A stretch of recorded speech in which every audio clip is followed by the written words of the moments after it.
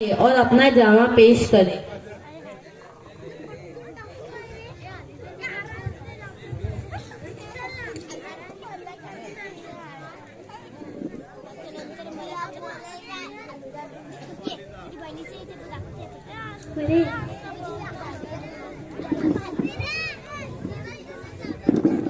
अस्सलामुअलैकुम वरहमतुल्लाहि वबरकातुहू।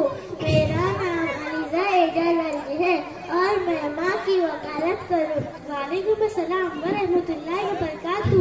मेरा नाम सहर मुजीब सरकर है और मैं मोहतरमा अलीजा के खिलाफ अब्बा की वकालत करूँगी। मेरी माँ मेरी मोहब्बत है, मेरे वालिद मेरी जान है। माँ ने तुमको दुनिया दिखाई, बाप ने दुनिया को दिखाया कि तुम कौन हो। माँ ने तुम्हें बोलना सिखाया, बाप ने तुम्हें उंगली पकड़कर चलना सिखाया। माँ ने तुम्हें नीचे गिरने से बचाया, बाप ने तुम्हें सिखाया कि गिरकर कैसे उठा जाता है। माँ ने तुम्हें 9 महीने तक अपने पेट में हिफाजत से रखा और तुम्हारी परवरिश की। उन 9 महीनों में तुम्हारे बाप ने ही तो माँ की देखभाल की, माँ को हॉस्पिटल ले गए। माँ की ग़िज़ा और माँ की सेहत का पूरा ख्याल किसने रखा? बेशक बाप ने। जब तुम छोटी थी तो माँ ने तुम्हें दूध पिलाया और जब तुम छोटी थी तो बाप ने पसीना बहाकर माँ की ग़िज़ा का ख्याल रखा। माँ सुबह से शाम तक किचन में हमारे लिए ग़िज़ा बनाती है, लजीज खाना खिलाती है। अब्बा भी सुबह सवेरे काम पर जाते हैं और शाम को घर वापस आते हैं तब माँ किचन में लजीज खाना पक सके और उसे किसी चीज की कमी ना हो। मुझे अब्बा डांटते हैं तो माँ गले लगाती है। अब्बा तुम्हें इसलिए डांटते हैं कि राह से तुम भटक ना जाओ, तुम्हारे अंदर अच्छे अखलाक पैदा करने के लिए ही तो अब्बा तुम्हें डांटते हैं। अरे नादान, माँ के कदमों के नीचे जन्नत है और बाप तो जन्नत का दरवाजा है। माँ बच्चे की खातिर पतली रजाई पर ही सो जाती है, खुद भूखी रहती है मगर इसके लबों पर कभी भी उफ तक नहीं आता। माँ बीमारी में भी रात भर जागती है, वो अपने औलाद के लिए सबसे अलग हो जाती है। मैं आपको कुछ कहूँ, हमारे वालिद अपनी जिंदगी का हर फैसला सिर्फ और सिर्फ हमारे लिए ही लेते हैं। वो हमारे लिए ही तो पसीना बहाते हैं। अगर शोहर इंतकाल कर जाए तो भी औलाद की खातिर बेवफाई रहती है, दूसरी शादी नहीं करती और बाप तो थोड़ी देर भी इंतजार नहीं करता, फौरन दूसरी शादी कर लेता है। वालिद मजहबी नहीं होते हैं, दूसरी शादी भी तो हमारे लिए ही तो करते हैं। मेरी प्यारी बहन, तुम्हारी हर बात सही है। तुमने बाप के बारे में जो भी बताया कि वो बिल्कुल सच है।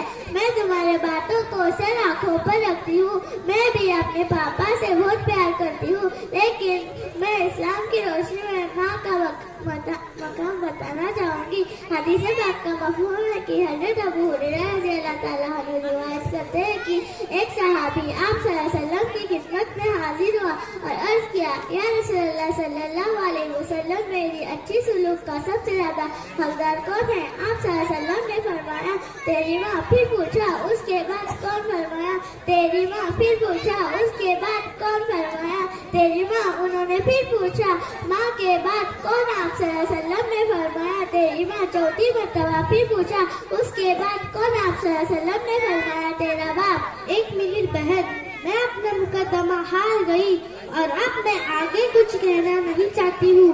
बेशक माँ की बहुत ऊंचा मकाम है। अरे नहीं बहन, ये मुकाबला बल्कि मैं नहीं आप जीत गई।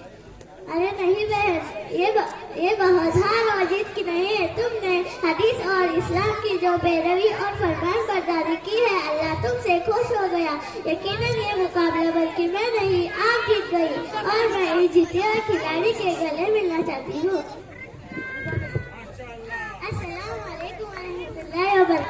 वालेकुम अस्सलाम वरहमतुल्लाहि वबरकातुहू।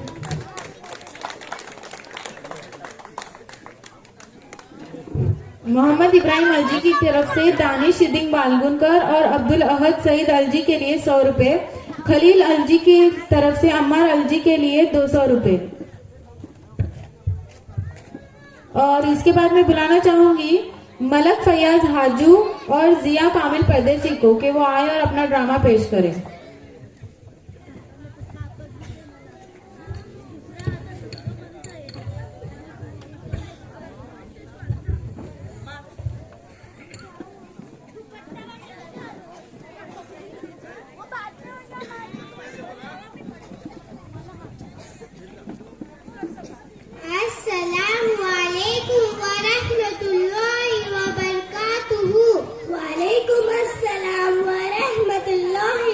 वबरकातुहू। मलक बहन, क्या मैं आपसे कुछ सवालात पूछ सकती हूँ? जी जरूर, इंशाअल्लाह पूरी कोशिश करूँगी जवाबात देने की। फर्ज हुक्म के बारे में बताइए। फर्ज वो हुक्म है जिसके करने वाले को बड़ा सवाब मिलता है और छोड़ने पर सख्त अज़ाब का मुस्तईद होता है। इसको वाजिब भी कहते हैं। फर्ज के 2 किस्में हैं। नंबर 1 फर्ज आइन, नंबर 2 फर्ज किफाया। फर्ज आइन किसे कहते हैं? फर्ज आइन वो हुक्म है जिसका करना हर एक पर जरूरी हो और जो शख्स छोड़ दे वो सख्त अज़ाब का मुस्तईद हो, जैसे पंजगाना नमाज, रमजान के रोजे वगैरह। फर्ज किफाया किसे कहते हैं?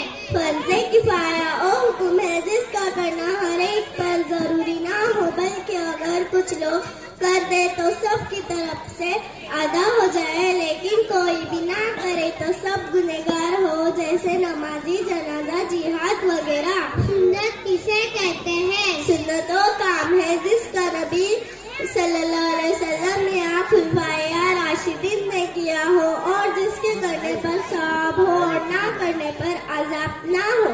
सुन्नत को मसनून, मुस्तहब और मंदूब भी कहते हैं। सुन्नत के 2 किस्में हैं, सुन्नत मुफीदा और सुन्नत जर मुफीदा। सुन्नत मुफीदा किसे कहते हैं? सुन्नत मुफीदा वो काम है जिसका नबी करीम सल्लल्लाहु अलैहि वसल्लम ने ताकीद से हुक्म दिया, जैसे ईद की नमाज, कुर्बानियों में अरफा का रोजा वगैरह। सुन्नत जर मुफीदा किसे कहते हैं? सुन्नत जर मुफीदा वो काम है जिसका नबी करीम सल्लल्लाहु अलैहि वसल्लम ने ताकीद से हुक्म बना दिया, जैसे खाने के शुरू में बिस्मिल्लाह कहना, मस्जिद में दाएं पैर से दाखिल होना वगैरह। इनको करना बड़ा सवाब है। अल्लाह हम सबों को छोटी से छोटी सुन्नत पर अमल करने वाला बनाए। आमीन आमीन। अस्सलाम वालेकुम व रहमतुल्लाहि व बरकातुहू। वालेकुम अस्सलाम व रहमतुल्लाहि व बरकातुहू।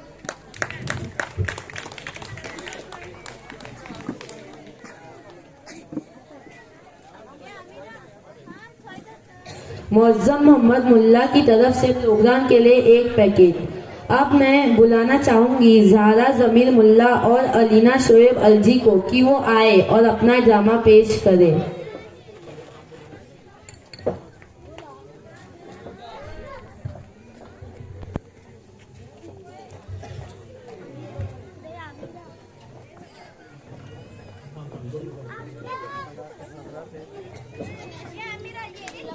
अरबी मदरसे से वापस आने का वक्त हो चुका है।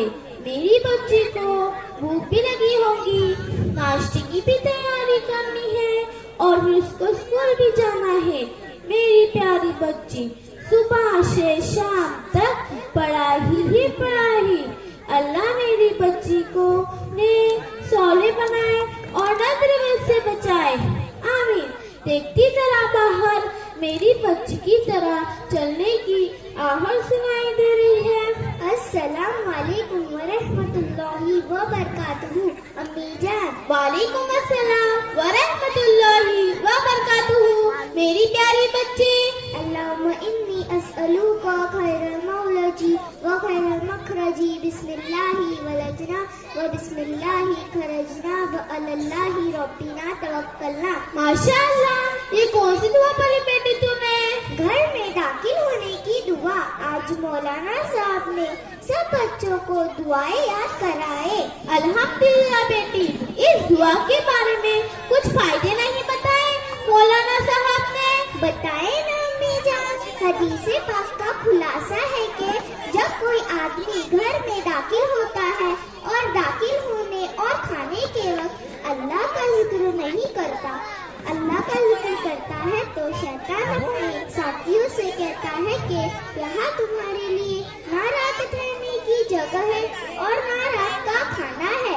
और अगर किसी ने दुआ नहीं पढ़ी और बगैर दुआ के घर में दाखिल हुआ तो उसके बारे में क्या फरमाया? हाँ ना अम्मी जान, मेरी बात मुकम्मल कहाँ हुई? हदीस का खुलासा बाकी है। बोलो बेटी।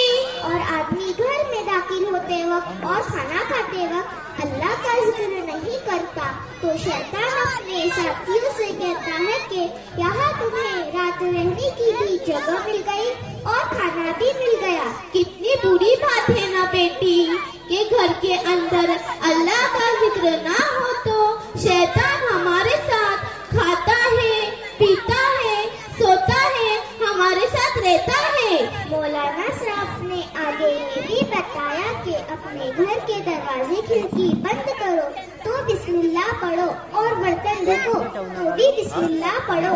अल्हम्दुलिल्लाह मेरी बेटी मदरसे में जाने के बाद कब समझदार हुई पता भी नहीं चला। बेटी आज एक ही दुआ याद कराए क्या? नहीं अम्मी जान, और भी एक दुआ है, घर से निकलते वक्त की दुआ। बिस्मिल्लाहि तवक्कलतु अलल्लाहि ला हौला वला कुव्वता इल्ला बिल्लाह। तर्जुमा, मैं अल्लाह का नाम लेकर निकल रही हूँ। अल्लाह ही पर मेरा भरोसा है। किसी खैर के हासिल करने या किसी शर से बचने में कामयाबी अल्लाह ही के हुक्म से हो सकती है। दुआ का तर्जुमा भी याद की, माशाअल्लाह। जी अम्मी जान, जब कोई घर से निकलते वक्त ये दुआ पढ़ता है तो उससे कहा जाता है, यानी फरिश्ते कहते हैं, तुम्हारे काम बना दिए गए और तुम्हारी हर शर से हिफाजत की गई। शैतान नामुराद होकर उससे दूर हो जाता है, यानी हम अल्लाह की हिफाजत में आ जाते हैं। माशाअल्लाह, कितनी अच्छी बात है। दुआ पढ़ने से अल्लाह हमारे हर शर से हिफाजत करता है। अम्मी जान, एक बात मौलाना साहब बार बार कहते रहते हैं, वो मुझे समझ नहीं आती, क्या आप बता सकती हो? बोलो बेटी, क्या बात है? मौलाना साहब रोज नसीहत करते रहते हैं, बच्चों ने काम करते रहो, नमाज पढ़ते रहो, झूठ बोलने से बचो वगैरह।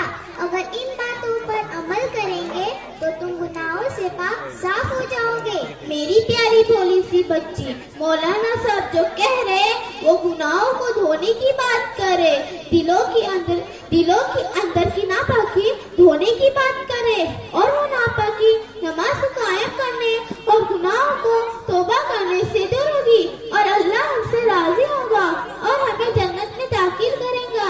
अम्मी जान, आपकी बात बिल्कुल ठीक है, लेकिन मेरा दिल आपके जवाब से मुतमईन नहीं हो रहा है। अम्मी जान, कुछ अलग तरीके से समझा सकती हो क्या मुझे?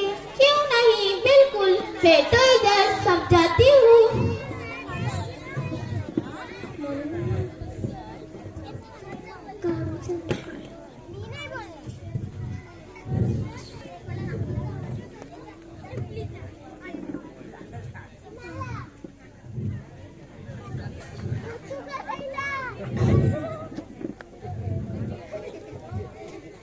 ये क्या कर रही हो? समझाने बोली तो ये गिलास पानी ला रही हो, पहले समझाओ, बाद में आपका जो भी काम है करो और मुझे भी बोलो, मैं भी आपके काम में हाथ बटाती हूँ। बेटी, मैं आपको समझाने के लिए ही सब सामान ला रही हूँ। तो ऐसा बोलो ना अम्मी जान, मैं भी लेके आती हूँ ना। क्या क्या लाना है बोलो। बस हुआ, आप यहाँ देखती जाओ, ये 3 गिलास पानी मैंने आपके सामने रखी। अब बताओ, पहले गिलास में पानी कैसा है? साफ। बिल्कुल। जब बच्चा पैदा होता है तो बिल्कुल साफ शफाफ पानी की तरह गुनाहों से पाक होता है। अब बताओ, दूसरे गिलास में पानी कैसा है? गंदा पानी, बिल्कुल सिया पानी की तरह। बिल्कुल। जब आदमी गुनाहों पर गुनाह करता जाता है तो दिल सिया हो जाता है, बिल्कुल इस सिया पानी की तरह। फिर सिया दिल को पाक कैसे करेंगे? पहले पाक दिल सिया कैसे होता है बताती हूँ, और फिर सिया दिल पाक कैसे होता है बताती हूँ। जी अम्मी जान। ये साफ शफाफ पानी को नेकी समझो, ये सिया पानी को गुनाह समझो। ठीक है। आप यहाँ देखती जाओ, ये सिया पानी को जैसे जैसे हम साफ शफाफ पानी में मिलाएंगे वैसे साफ शफाफ पानी का रंग बदलना शुरू हो जाएगा। अब देखो, ये साफ पानी का रंग सिया हुआ क्या नहीं? जी अम्मी जान। हदीस पाक का खुलासा है गुनाह करता है तो उसके दिल पर एक सियाह नुक्ता लग जाता है। जब दूसरी बार गुनाह करता है तो दूसरा सियाह नुक्ता लग जाता है, यहाँ तक कि उसका पूरा दिल सियाह हो जाता है, बिल्कुल इस सियाह पानी की तरह। अब मैं समझी, आगे का मैं बताती हूँ। ये साफ शफाफ पानी को हम सिया पानी में जैसे जैसे डालते जाएंगे तो फिर इसे साफ हो जाएगा, बिल्कुल पहले की तरह। अब देखो ना अम्मी जान, बिल्कुल साफ हुआ ना। जब गुनाहगार बंदा गुनाह से सच्ची पक्की तौबा करता है तो बिल्कुल इस पानी की तरह फिर से पाक साफ हो जाता है। अब मैं समझी मौलाना साहब की बातों को कि नेक काम करते रहोगे और गुनाहों से बचते रहोगे तो तुम पाक साफ हो जाओगे और अल्लाह तुमसे राजी हो जाएगा। अब समझी ना मौलाना साहब के बातों को। माशाअल्लाह, अल्लाह पाक आपके इल्म में इजाफा फरमाए, आमीन। अस्सलाम वालेकुम व रहमतुल्लाहि व बरकातुहू। वालेकुम अस्सलाम